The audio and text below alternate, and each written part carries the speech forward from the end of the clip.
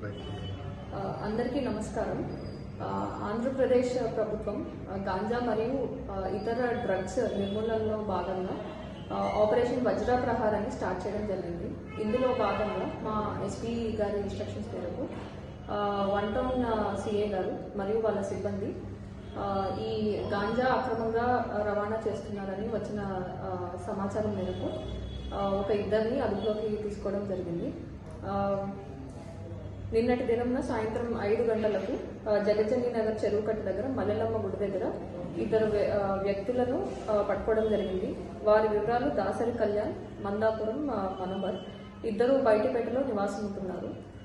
వారిద్దరి వద్ద దగ్గర నుంచి 2 కిలోల గాంజా అలాగే 2 సెల్ ఫోన్స్ సీజ్ చేయడం జరిగింది.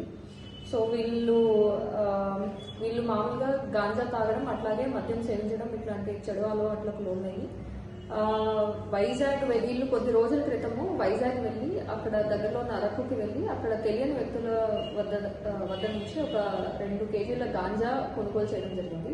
కేజీ 4,000 రూపాయలకి కొనుగోలు చేసి నంద్యాల తీసుకొచ్చి ఇక్కడ అమ్ముదామనేసి వీళ్ళ వద్ద పెట్టుకోవడం జరిగింది. ఈ అమ్ముదాం అనుకునే క్రమంలో మేము పట్టుకోవడం జరిగింది.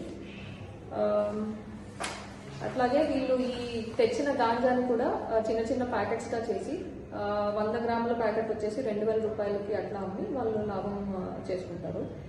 సో దీని మీద కేసు కూడా రిజిస్టర్ చేయడం జరిగింది. అండ్ ఈ నిందితుల్ని పట్టుకొని ఎఫ్ఐఆర్ చేశారు. వన్ టౌన్ ఇన్స్పెక్టర్ గారు అట్లాగే వాళ్ళ సిబ్బందిని అభినందిస్తున్నాము.